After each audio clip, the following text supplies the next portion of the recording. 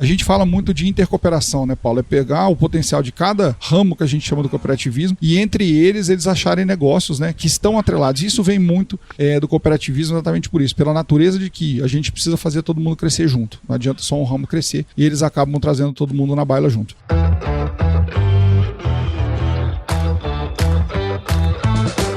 E aí, pessoal, tudo beleza? Estamos começando mais um episódio aqui do AgroResenha e na semana eu tô aqui com o Frederico Azevedo, mais conhecido como Fred nesse mundão afora, que é superintendente da OCB no Mato Grosso, que é a Organização das Cooperativas Brasileiras. O Fred é formado em Direito pela Faculdade de Direito de Campos, possui MBA em Agronegócio pela Exalc, MBA em Gestão de Cooperativas pela ICOP.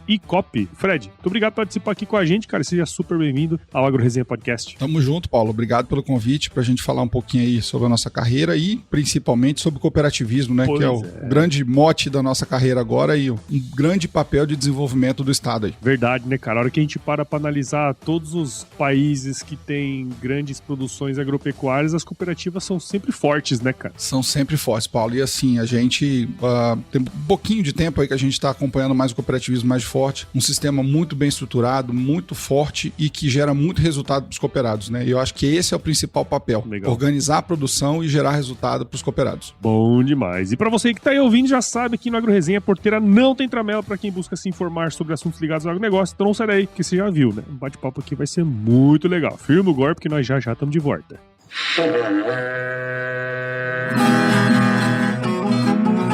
Bom, você já deve ter ouvido a máxima de que é o olho do dono que engorda o boi, certo? Isso é verdade até certo ponto, afinal, só olhar não adianta nada ser uma boa direção.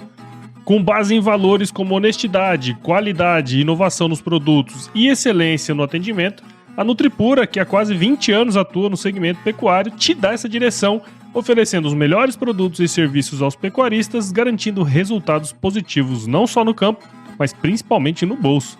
E eu digo isso não é da boca pra fora não, afinal eu trabalhei lá, cara. Eu vi com meus próprios olhos a competência técnica e o cuidado com o negócio do cliente. Saiba mais sobre a Nutripura em www.nutripura.com.br e fique ligado nos artigos que saem no blog Canivete, que na minha opinião é o melhor conteúdo sobre pecuária de corte que você vai encontrar na internet. Siga também a Nutripura nas redes sociais, é só chegar lá no Instagram, Facebook, Twitter e YouTube e fique atualizado sobre o que há de mais avançado na pecuária. Nutripura, o produto certo na hora certa.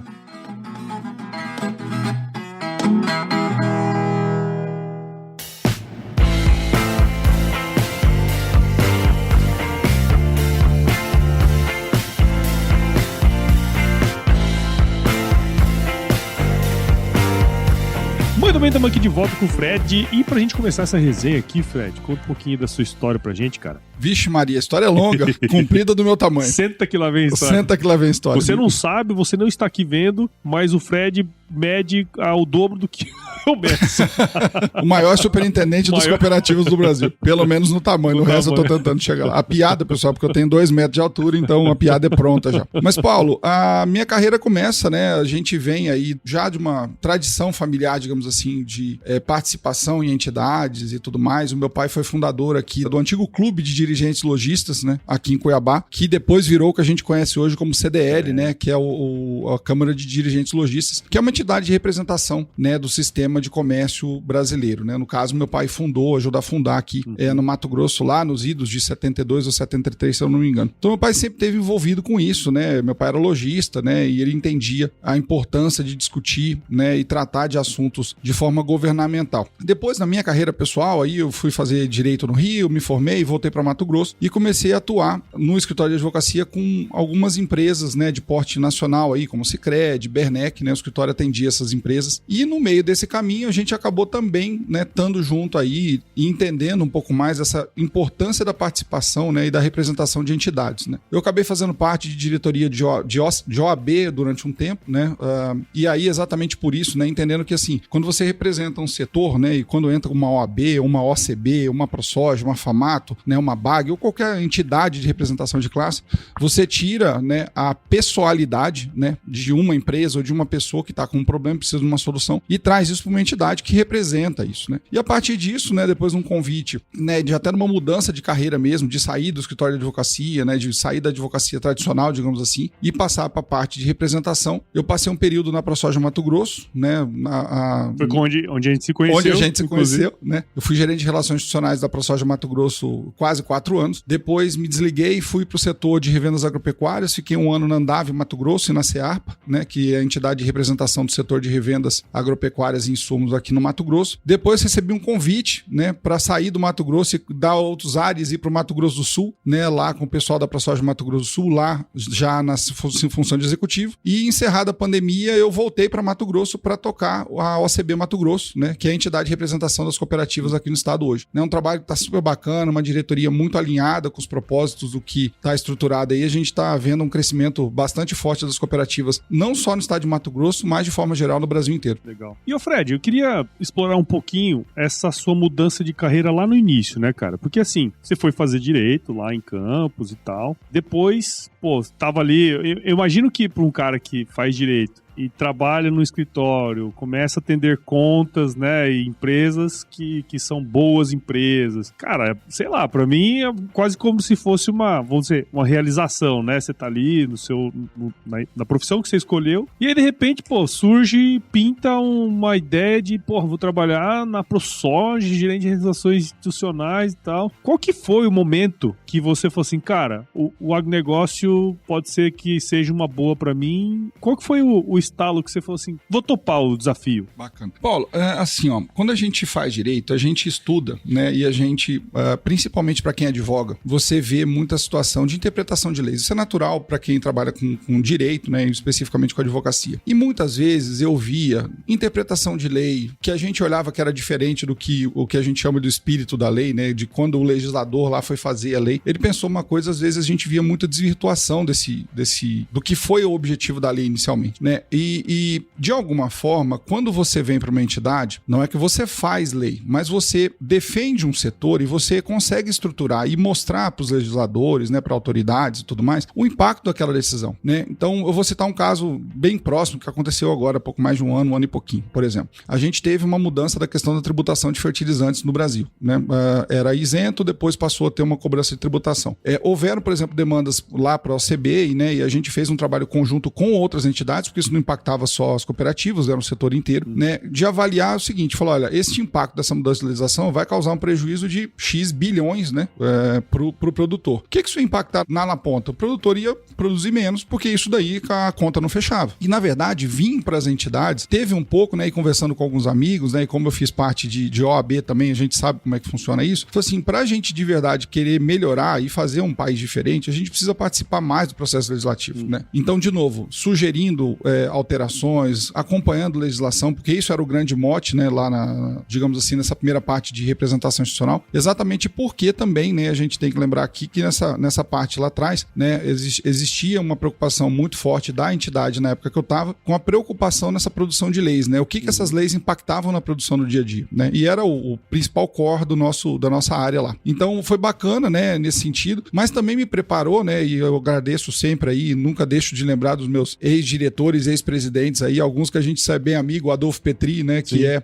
parceiro aqui, né, que foi um diretor lá da ProSoja que me apoiou muito em muitas decisões, o Marcelo Duarte, o próprio Wellington, que são os executivos hoje lá, porque querendo ou não, eles deram um espaço para um cara que vinha da advocacia, que não estava nesse mundo de relações institucionais, também assumir isso, né, e hoje eu devo bastante dessa mudança de carreira para essas pessoas, né, além, lógico, do Marcelo e do Antônio, que foram meus sócios na época lá no escritório de advocacia. Então, assim, é um pouco da gente conseguir tentar aplicar, Paulo, que ver um pouco mais de certeza no que a gente fazia, né? Porque exatamente a advocacia tem esse problema, você faz e às vezes o que você está pensando não é posto porque tem uma interpretação A, B ou C da lei. Então a gente trabalhou bastante nisso em mostrar, né, para os setores a importância que a soja tinha e tudo mais, depois o setor de revendas e agora, mais costumeiramente agora com o setor de cooperativas, que é onde eu estou desenvolvendo meu trabalho agora. Legal, né? É como se fosse a advocacia aplicada na prática, né? Exatamente. Quer dizer, você colocar em prática mesmo aquilo ali que você estudou, enfim, que tá... Eu acho, Paulo, que assim, a gente cada vez mais, eu sempre defendo isso, a participação,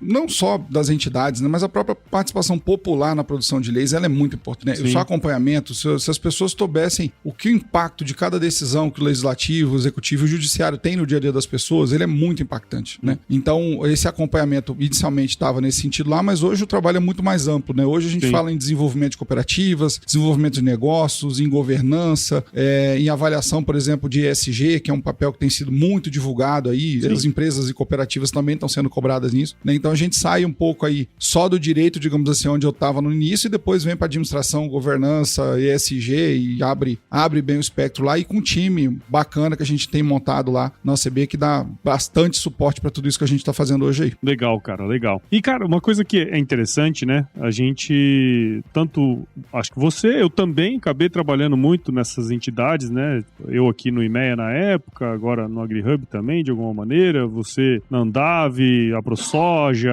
OCB hoje, né? Depois desse tanto de tempo, quantos anos já que você tá nessa parada? Nas entidades já tem 12 anos. 12 né? Rodando anos. Pra lá e pra cá. 12 anos. Conta pra nós, cara, quais foram os principais aprendizados, assim, que você teve ao longo desse tempo? E uma outra, como que você acha que o sistema produtivo, ele pode aproveitar melhor desse sistema, desse negócio de representatividade? Porque me parece, assim, ó, tô fazendo advogado diabo. Me parece que é muito mais, a turma olha de fala assim, pô, esse negócio é mais político do que qualquer outra coisa, tá? E eu acho que não é bem assim, né, cara? Muito pelo contrário, Paulo. Eu quero lembrar uma coisa que você vai lembrar especificamente que você trabalhou nisso, né? A gente vê, por exemplo, o desenvolvimento da cadeia do etanol de milho, né, no Mato Grosso. Sim. E eu tô falando que você vai lembrar bastante, porque você lembra que lá atrás, né, houve uma conversa, né, capitaneada por algumas entidades que Mato Grosso precisava se industrializar, né? A gente produzia 30 milhões de toneladas de milho e consumia 3 no estado, né? E aí começou um projeto que você participou, né, do que as entidades, a diretoria das entidades puxaram isso, né, da industrialização do milho, e um dos papéis importantes que tinha disso é do etanol de milho, né? Se hoje nós estamos vendo preços de milho, né, e a gente, lembra na época a gente falava de milho a R$12. Eu já cheguei a pegar milho a 7, cara. R$7, você imagina. Na época eu trabalhava com pecuária, os caras compravam milho e deixavam no tempo. Exatamente. Pra dar milho grão inteiro. Exatamente. Imagina. E aí, para as pessoas que estão escutando, a importância de uma política pública, né? Por que hoje a gente fala que tem produção de etanol de milho no Mato Grosso? Além, óbvio, das indústrias que vieram, teve um estudo de viabilidade econômica que mostrou a viabilidade disso, que movimentou o executivo, né, para poder visualizar e avaliar como fazer uma cadeia produtiva crescer nesse sentido, quais eram os incentivos fiscais que precisavam vir, quais eram os incentivos para as indústrias virem, né? Isso é exatamente o que a gente fala, né, Paulo, de montar essa clusterização, né? E a gente definir aí, até que vocês definiram na época, você participou bastante desse projeto, de definir regiões em que tinha aptidão A, B ou C, que modelagem que tinha para cada região, né? Então, assim, quando a gente fala do papel das entidades e dessa representação, e eu defendo muito isso, e a gente às vezes é bastante cobrado, né? Pô, o que as entidades fazem? Gente, as entidades fazem muito. As entidades fazem alerta de informação, as entidades trabalham em crescimento de política pública, né? O Estado não faz política pública sozinho, né? Ele precisa das cadeias produtivas para isso, né? E a gente vê no estado de Mato Grosso, né, e outras regiões também fazem isso brilhantemente, a importância dessa, digamos assim, especialização dos ramos, né? Assim, o tanto que a cadeia de soja está bem estruturada, o tanto que a cadeia do algodão está bem estruturada, a cadeia do café em outros estados muito bem estruturada, com entidades de representação fortíssimas que fazem a defesa dos interesses dos seus associados, né? Então, assim, para quem participa de entidade ou é de cada setor produtivo, conhecer a sua entidade, né? Defendê-la, porque isso é o mais difícil, né? Defender a entidade lá, porque não é só política, né? E tem vozes dissonantes nesse meio do caminho também, né, cara? Exatamente. Que é o que faz parte do negócio. Né? E você sempre vai ter um jogo de freio contra peso, né? Alguém vai ser contrário àquela decisão que você tem. Às vezes isso vai andar junto, às vezes não vai, né?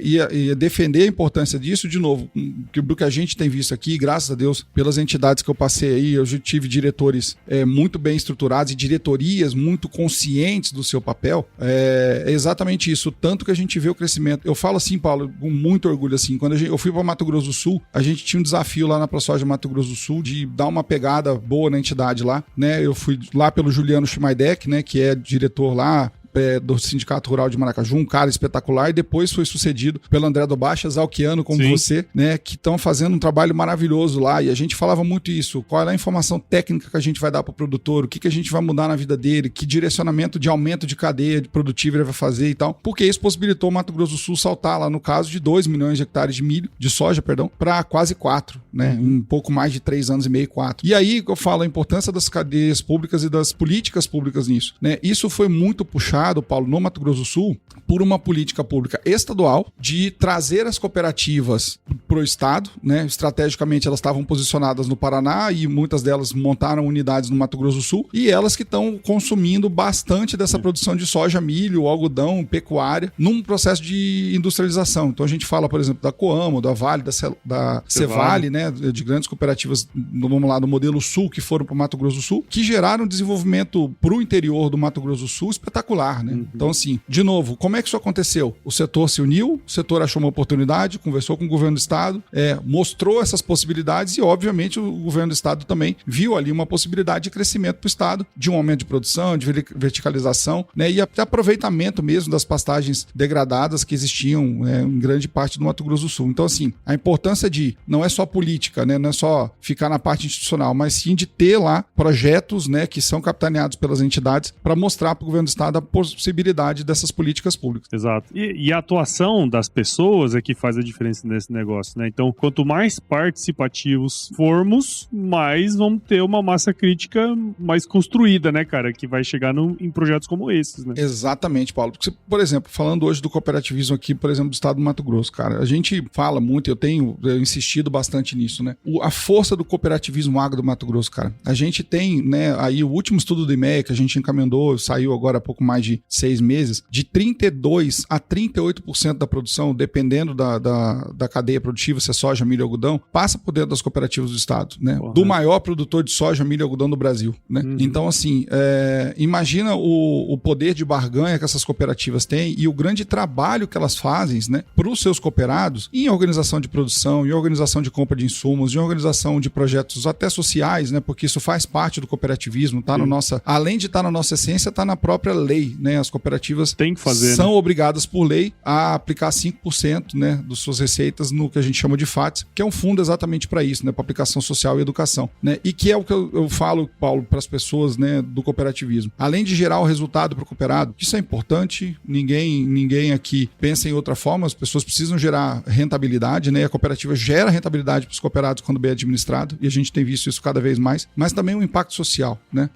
A renda daquele cooperado fica na comunidade. A renda daquele produtor, né, ele não vai para um grande grupo internacional que não está aqui no Brasil, ou que não está aqui em Mato Grosso, ou que não está na localidade onde os nossos ouvintes estão nos ouvindo, né? Ele vai para uma empresa pura, digamos assim, de lucro puro, ela vai para um investidor, para um acionista, né? No caso, a cooperativa acionista está na cidade, né? Ele recebe aquela produção, ele compra um prédio, ele compra um terreno, ele faz uma loja, ele investe, compra uma caminhonete, compra um trator, né? Compra um caminhão, e assim você vai gerando economia, né? Girando a economia da cidade e da região, né? Então, acho que esse é um grande ponto que o cooperativismo, né, gera de resultado, né? Além do resultado pro cooperado, né, que é importante, o cooperado tá ali também para ter tudo isso, tem todo um escopo local, né? Sim. Que isso aí é importante. Legal, cara.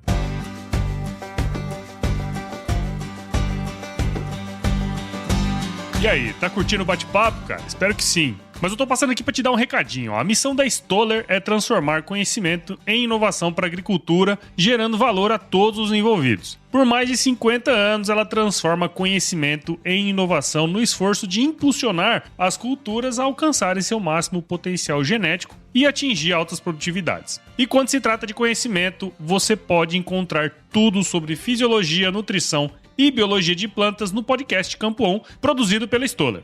Lá, um time de especialistas aborda assuntos relacionados às principais culturas agrícolas e, como você já sabe, você pode escutar quando, onde e como quiser. Aprimore o seu conhecimento no site da Stoller, o www.stoller.com.br. Lá você vai encontrar vários artigos técnicos e o link para assinar o podcast Campo On no Spotify. Lembre-se de seguir a Stoller no LinkedIn, Instagram, Facebook e YouTube. É só procurar por Stoller Brasil. Isso é inovação, isso é Stoller.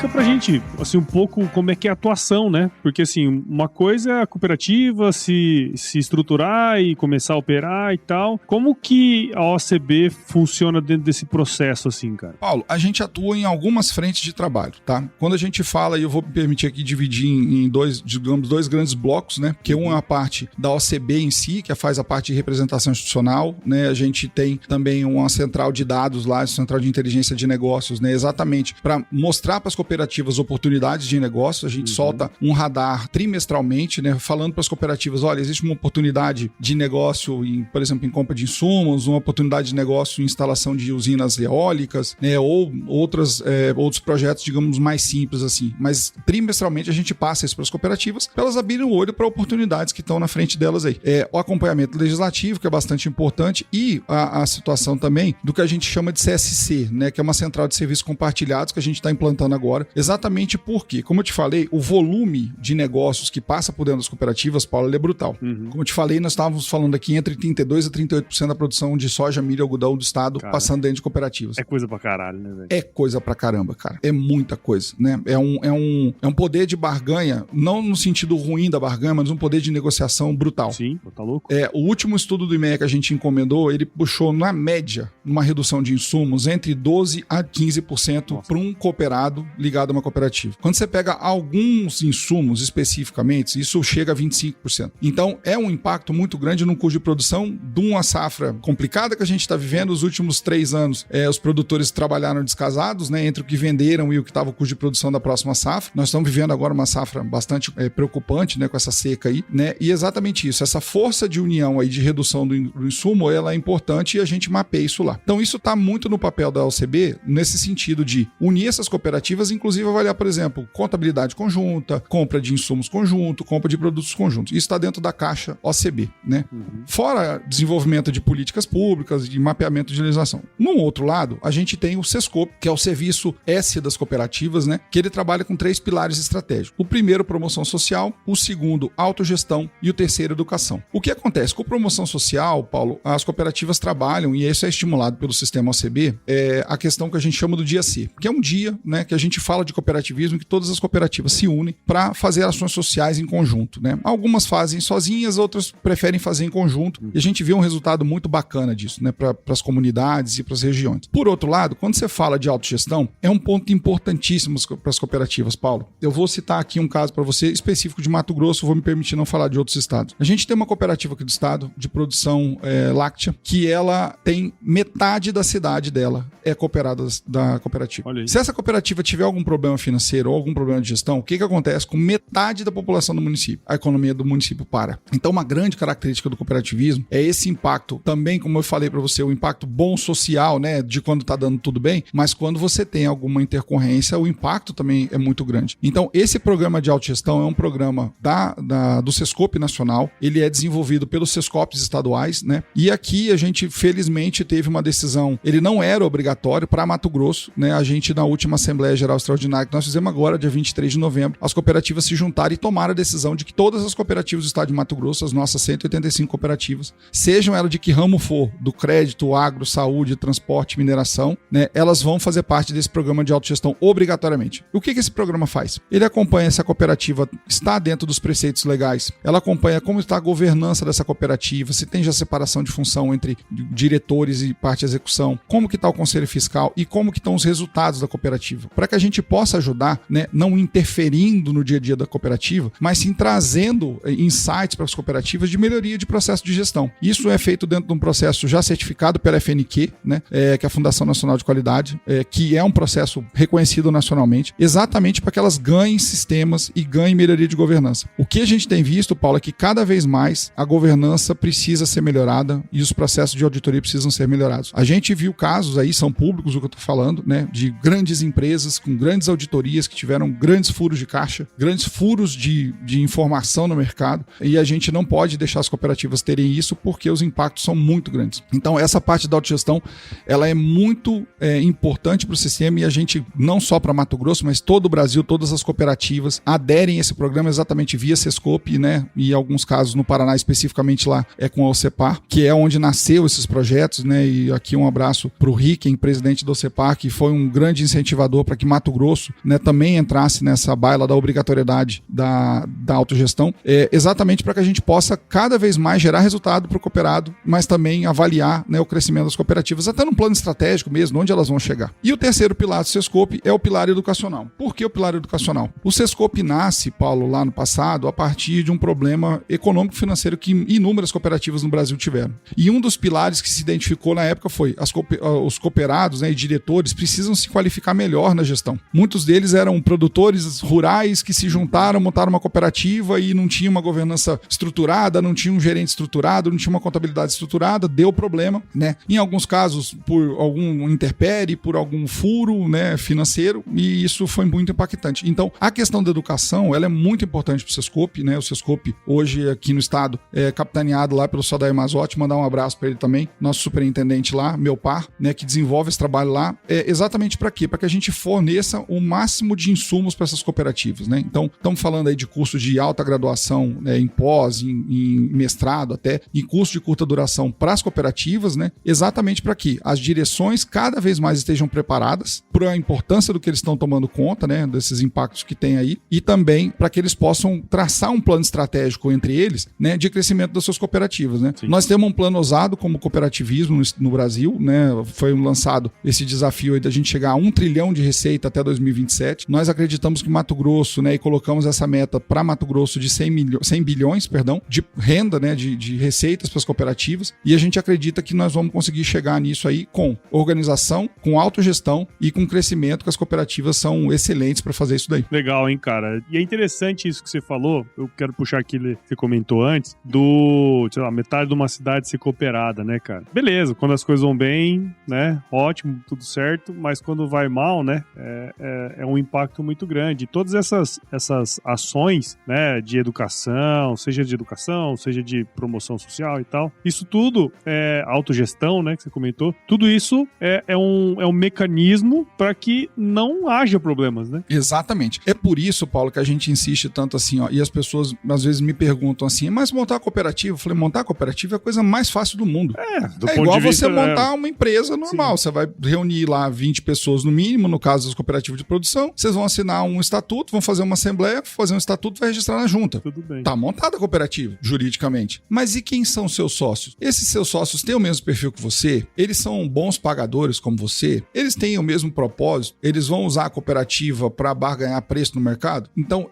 para mim, né, dentro da minha visão, o principal insumo da cooperativa são as pessoas. Pode parecer piegas, a gente às vezes vive escutando o pessoal falando isso, mas é a mais pura verdade. Você tem um sócio, né? Quando você decide entrar numa cooperativa, você está entrando numa sociedade, que você tem pessoas e que você precisa lidar com pessoas, né? Que às vezes não tem o mesmo objetivo que você. Então, sempre que alguém, né, e aqui deixar um recado para todo mundo aí, quem quiser montar uma cooperativa, quiser entender mais de cooperativa, o sistema OCB tem, o OCB Nacional tem o site somoscooperativismo.coop.br, que tem todas as informações lá, mas também quem for do Mato Grosso, quiser acessar o ocbmt.coop.br, temos as informações, né, de como montar, e temos uma equipe para isso. Mas eu falo que é o seguinte, eu entender que o perfil do seu sócio, o objetivo do seu sócio tem que ser o mesmo que o seu, né? Quando você vai montar inicialmente a cooperativa. Depois, quando ela fica muito grande, os objetivos são traçados nas diretorias, aprovados em assembleia, e é importante a participação dos cooperados nessas decisões. E eu sempre falo assim, esse braço educacional, Paulo, ele é tão importante pra gente, que a OCB Nacional lançou um site de EAD com inúmeros cursos que não são cursos só de cooperativismo, são cursos de gestão, cursos de cooperativismo, curso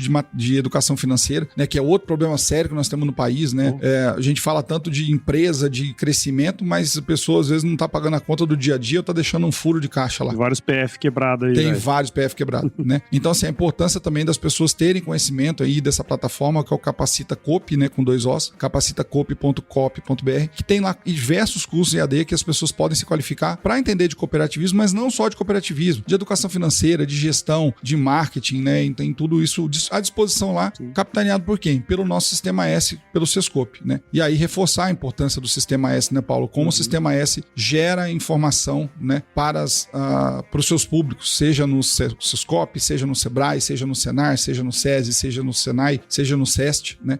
Todos os S aí prestam um excelente serviço, né, para a comunidade com informação, de novo, a informação hoje está na nuvem, não está mais, Sim. Você não precisa estar lá, você precisa querer, né? Então a informação está aí para quem quiser. É isso aí, legal. E cara, um outro assunto também que eu queria abordar, que é o seguinte, a gente até comentou ali no início, né, que todos os países, pelo menos alguns que eu visitei, que eu vi, que é agricultura pujante, produtores e tal, sempre tem boas cooperativas. A hora que você vai olhar no mundo, tem várias boas cooperativas voltadas pro agro, né? E a gente sempre fala que o futuro do agronegócio tá ligado ao cooperativismo. Eu trouxe, acho que uns 2 anos atrás, ano passado, não lembro agora, o Roberto Rodrigues, né, que podcast. E ele, é o cara que, né, adora e fala... É o nosso embaixador. Sobre o tema, ele é o cara que fala assim, né? E ele fala muito isso, né, que o futuro do agronegócio está ligado diretamente ao cooperativismo. Tem regiões do Brasil que funciona bacana, beleza, né? Eu tive uma experiência lá no sul do Brasil,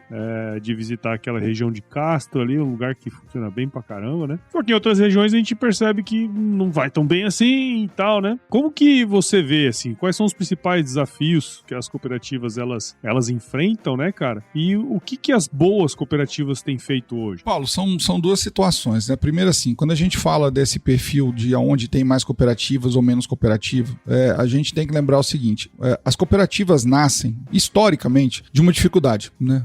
Quando a gente fala lá da história do cooperativismo, vamos falar de Rochdale, eram 20 tecelões que começaram, tinham um problema e se juntaram. Então, normalmente as cooperativas se juntam na dor, né? Não é o ideal, mas se juntam na dor.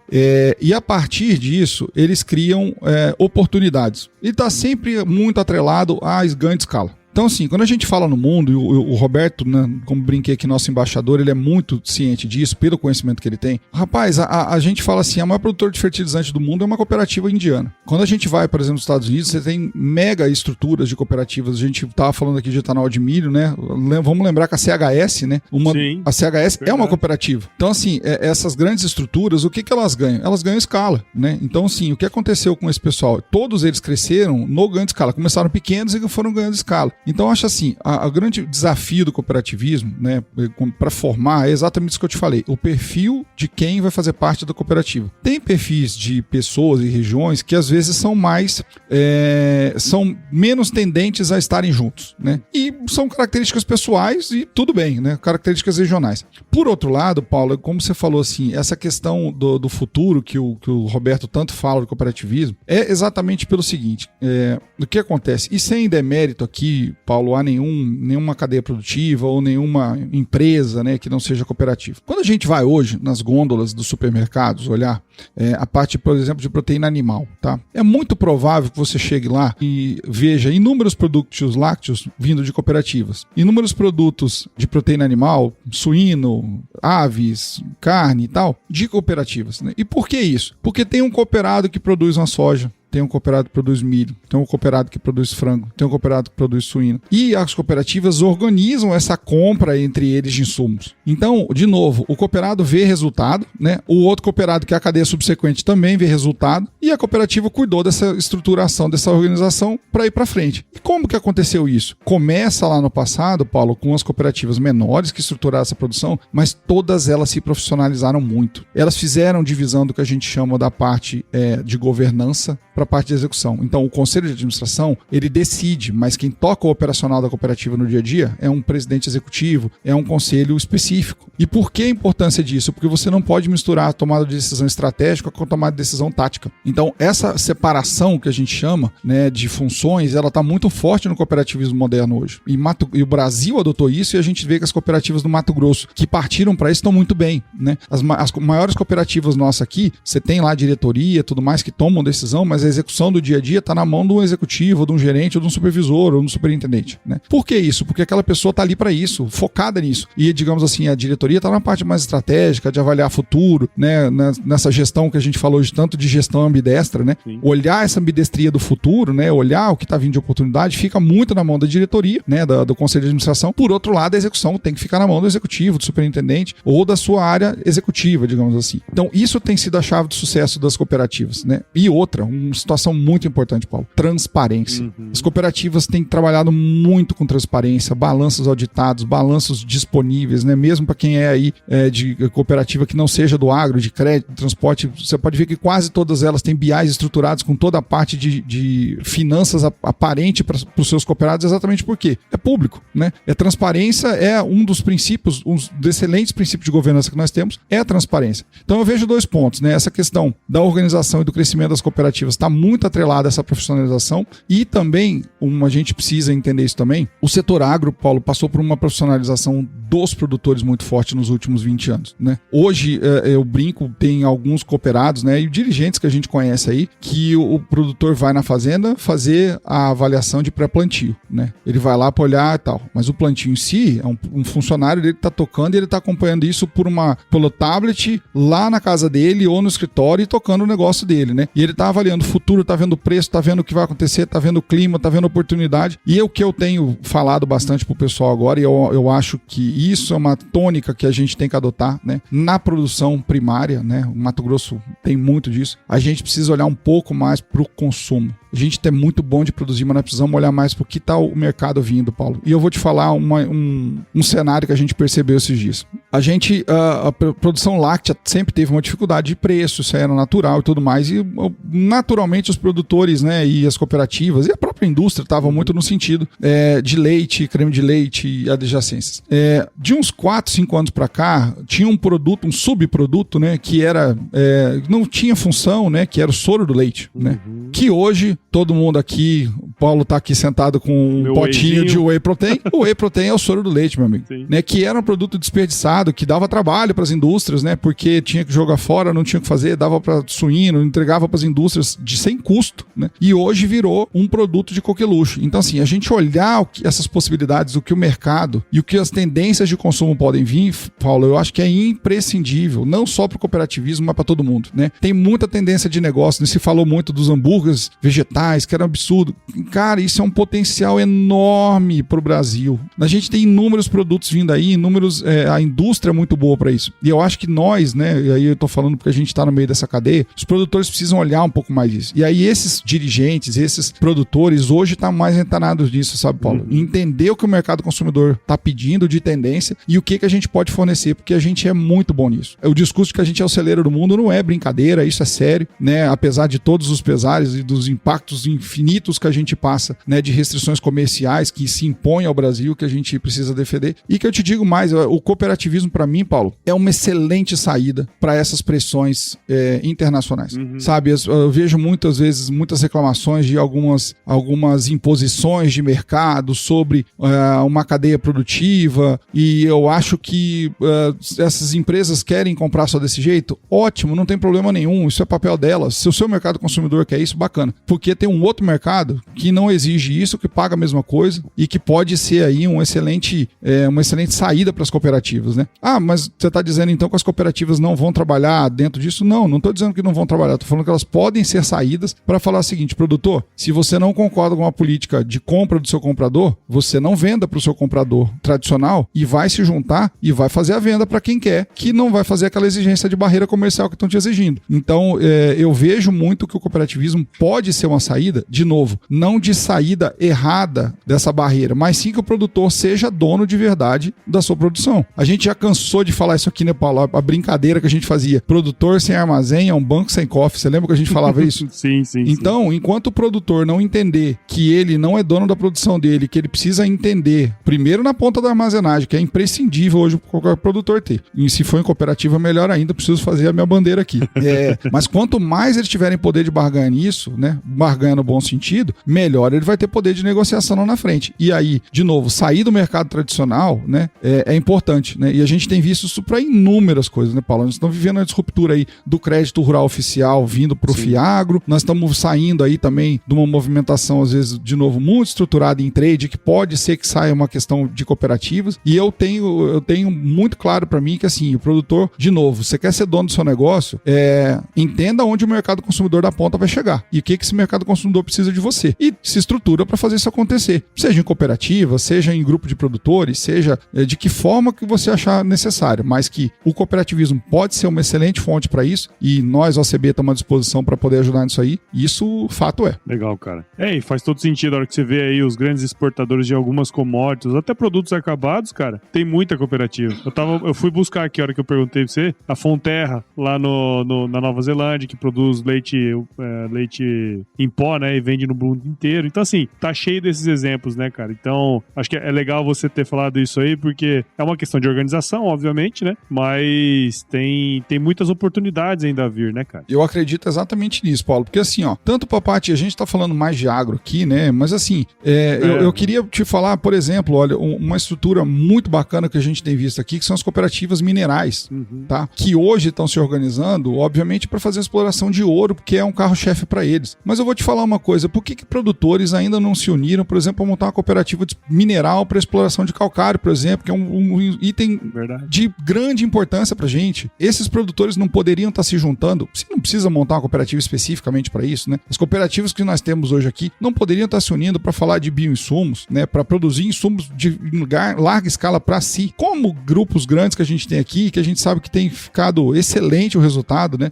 De alguns grandes grupos do Mato Grosso que colocaram a produção de bioinsumos dentro das suas fábricas, dentro das suas fazendas, e estão usando isso na sua produção, né? Então, assim, de novo, precisamos que pessoas, né, entendam esses propósitos, se unam, façam planos de negócio, né, para poder fazer isso. Porque, por exemplo, a gente fala isso para cooperativas, que eu falo do ramo mineral, né, que tem feito um trabalho excepcional no Mato Grosso. Excepcional, né? Assim, a gente tem uma cooperativa aqui, né, mandar um abraço pro Gilson Cambuim, lá presidente da Cogavep, que tem feito um trabalho excelente na Cogavep, né? Não só da produção, por exemplo, de ouro, tá? Mas ele faz todo um trabalho, Paulo, que para mim é importantíssimo e essencial, que é o que se faz depois da exploração do ouro. Então, você tem duas modelagens. Uma, fazer toda a recomposição diária, mas eles têm um projeto lá que eles criam uma cadeia produtiva subsequente, que é a piscicultura. Olha. Então, as cavas, né, em vez de você ir lá e recolocar aquilo, cria uma cadeia produtiva, você enche aquilo de água, vai criar peixe, vai criar tilápia, vai criar o peixe que quiser. E aí tem um grande potencial, de novo, para que a região saia também no potencial só minerador, para também um potencial de agricultura, de pecuária e de verticalização, né? Então isso aí é um negócio muito bacana. Outro ponto, as cooperativas de transporte, Paulo, que têm se estruturado de forma muito correta. A gente vê aqui produtores às vezes reclamando, a gente infelizmente ainda passa muito por isso, roubo de carga, né? Desvio de carga e tudo mais. Quando você coloca isso, nada contra os profissionais autônomos, ninguém está dizendo isso deles aqui especificamente, é que a gente viu o caso, isso é público que eu estou falando. Mas quando você faz e se organiza, por exemplo, numa cooperativa, aquela cooperativa tem responsabilidade das cargas que estão levando. Então, pro produtor, né, que está fazendo esse transporte é segurança, ele sabe com que ele está tratando, né? E para quem está recebendo o produto também, sabe que a pessoa que recebeu aquele produto tem uma responsabilidade porque tem um CNPJ atrás dele. Sim. E o próprio ramo crédito, né, fornece crédito para todo mundo, né, para todo esse sistema, com um custo mais barato para os produtores, para transportadores, para mineradores, para toda a sociedade em geral, porque gera muito resultado, né? Então aqui, a gente fala muito de intercooperação, né, Paulo? É pegar o potencial de cada ramo que a gente chama do cooperativismo. Sim. E entre eles acharem negócios, né, que estão atrelados. Isso vem muito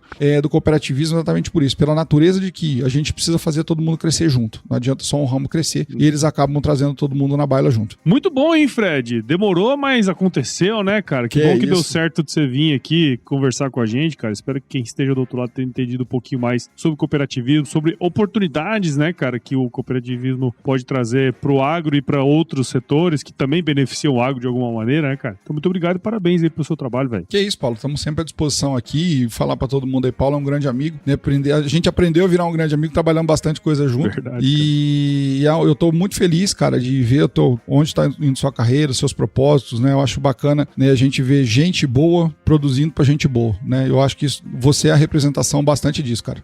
Obrigado, cara. Tamo aí, né? Tamo fazendo acontecer, né, cara? E fala aí pra nós, como que quem tá nos escutando aqui pode acompanhar seu trabalho? Então, Paulo, a gente tem LinkedIn, né? O Frederico Azevedo tá lá, quem quiser seguir, estamos à disposição lá. E a gente sempre, né, aqui pela entidade, sempre, se quem puder acompanhar aí, quiser ter mais informações aí sobre cooperativismo, nós temos o site da entidade nacional, que eu já citei, é o somoscooperativismo.coop.br, que é o site que tem todas as informações lá. E para quem for de Mato Grosso aqui, quiser entender mais sobre cooperativismo de Mato Grosso, ocbmt.coop.br. E, de novo, né, reforçando aqui, para quem quiser entender mais sobre cooperativismo, estudar, né, ter todas essas informações aí, nós temos uma plataforma lá do Capacita Coop, né, que pode gerar aí, para quem estiver ouvindo, muito conhecimento, muita informação, porque o cooperativismo, de novo, com essa tendência de crescimento que a gente está vendo aí, vai precisar de gente para trabalhar, vai precisar de cooperados, vão precisar de gente aí, e gente qualificada nunca é de menos, né, Paulo? É o que mais tá precisando, né, velho? Exatamente. Cara, agora vamos aqui para uma parte super importante do nosso podcast, que é o nosso glorioso quiz, tá certo? Vamos nessa? Ave Maria, vamos lá. Quiz. Ó, não tem pegadinha, vou te fazer umas perguntinhas, você responde a primeira coisa que vier à cabeça, beleza? Vamos lá. Frederico Azevedo, qual que é a sua música antiga predileta, cara? Música predileta, Simple Man, do Lynyrd Skynyrd. Esse é bom, hein, mano? Essa é imbatível pra quem não conhece, quem não sabe. É uma música de uma mãe falando pro filho, né, que tá indo pra guerra, sobre os propósitos que ele deve buscar na vida dele. Pra quem não ouviu aí, vale a pena ouvir e traduzir, porque é uma lição de vida. Show de bola, cara. E conta pra gente, qual que foi o lugar mais legal que você já visitou, cara? Ai, rapaz, eu vou falar uma coisa pra você. Eu não andei muito nesse mundo, não, mas eu tenho um lugarzinho no meu coração chamado Arraial da Ajuda, do sul da Bahia. Legal. Nada como uma bela praia e uma cervejinha lá pra alegrar a vida de qualquer um. Bom demais. E na cozinha, cara, qual que é a sua especialidade? Rapaz, isso é controverso. Eu sempre falo que é carreteiro, mas os meus amigos vão me rir demais dizendo que eu sou um péssimo fazedor de carreteiro, né? Principalmente porque normalmente a gente faz carreteiro no fim do churrasco, depois que tomou uma cerveja, o que normalmente causa alguma inconsistência no carreteiro. Às vezes é carne demais, arroz de menos, arroz de menos. E essas histórias do carreteiro tem lenda entre os amigos aí, mas eu gosto bastante de fazer um carreteirinho no final da festa, porque eu falo que o carreteiro, como diz o Cortella, o churrasco a gente não tá lá pra comer carne, a gente tá lá pra se reunir. É isso aí. E o carreteiro é a função de reunir, porque o cara já ficou ali no churrasco o dia inteiro, ele precisa esperar o carreteiro pra poder ir embora. Então é a saída de festa de melhor qualidade. Bom demais, cara. E indica um livro aí pra gente que de alguma maneira influenciou a sua vida, que você pode compartilhar com a gente aqui, cara. Paulo, eu tenho um livro que eu li, rapaz, eu acho que eu tinha uns 14 ou 15 anos e, como eu te falei, vindo da influência do meu pai, que veio de gestão, veio de entidade. Meu pai foi de empresas aí, das casas pernambucanas, hoje pernambucanas, né? Meu pai exerceu gerência nessa empresa aí praticamente a vida inteira, né? Ele entrou estagiário e saiu de lá gerentão, como diz o outro lá.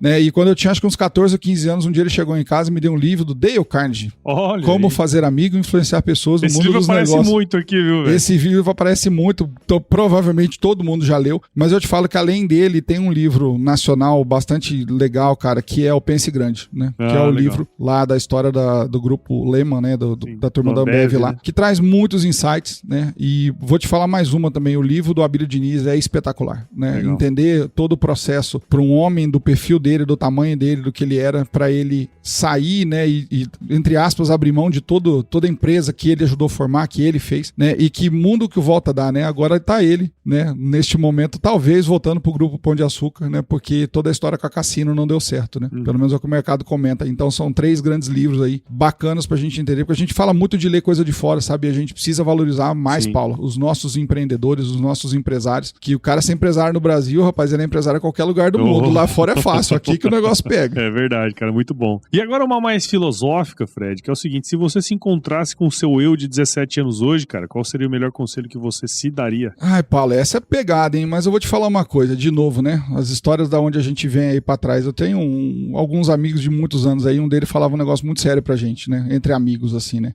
Que a vida é um cimento molhado, né? A pisada que você der hoje, depois um dia você vai ter que olhar pra trás e vai ter que prestar contas dela, né? Sim. E ela não tá só pra você, ela tá pra todo mundo, né? Então, assim, tomar muito cuidado, né? Onde a gente pisa, né? A gente vive num mundo de muita vaidade, né? Um mundo de muita resiliência. A gente entender o porquê de verdade e pra que a gente tá aqui, eu acho que é a grande saída da vida. Por isso que eu te falo que eu gosto tanto da música do Simple Man, né? Porque de verdade, o que vale de verdade, meu amigo, é o caminho que a gente deixa, né? E aonde a gente passa, né? E às vezes você pode ser lembrado pelo ser o cara mais escroto do mundo, ou pode ser lembrado como o cara mais legal do mundo, né? Ou o cara mais eficiente do mundo, ou o cara mais ineficiente do mundo. Então, tomar cuidado com o que a gente pisa no cimento molhado aí e sempre lembrar que o propósito tá lá na frente e ter isso bem alinhado é bastante importante. Show de bola, hein, cara? Muito bom. E pra você que ouviu esse episódio meu aqui agora com o Fred, agora tenho certeza que você viu muito valor na conversa que a gente teve, então considere compartilhar esse episódio com alguém que vai se beneficiar desse conteúdo. O Agro Resenha, ele cresce na medida em que você participa junto com a gente desse processo. Então assine o podcast em qualquer agregador de podcasts, em especial no AG Content, que é como se fosse um Spotify do Agro e é um dos projetos aqui do Agro Resenha, é só baixar nas lojas da Apple e do Google. Siga as nossas redes sociais no Instagram, Facebook, LinkedIn e o Twitter. Entre no nosso grupo do WhatsApp, nosso canal do Telegram, o link tá no nosso site, o www.agroresenha.com.br. Escreva para contato@agroresenha.com.br se você quiser mandar um oi pra gente, sugerir entrevistados. E nós fazemos parte da Rede Agrocast, a maior, mais bonita e fofa rede de podcasts do agro do Brasil. Então, se você quiser ouvir outros podcasts do agro, é só colar em redeagrocast.com.br. Fredão, muito obrigado de novo, cara. E eu sempre finalizo os meus episódios com uma frase de muita sabedoria, que é o seguinte: se chover, não precisa molhar a horta não, tá bom? Isso aí. Paulo, queria te agradecer de novo. Bom demais, cara. Muito bom estar aqui com você. Conta lá com o Sistema OCB. Eu acho que você faz um trabalho importantíssimo, já te falei isso, né, de difusão aí do que é a boa produção agrícola, a boa produção pecuária. E quanto mais as pessoas entenderem, né, do grande trabalho que esse setor faz pelo país, né, quanto mais isso chegar para todo mundo, melhor é. Parabéns pelo seu trabalho aí. Conta com a gente. Tamo junto, meu cara. Vamos pra cima. Isso aí.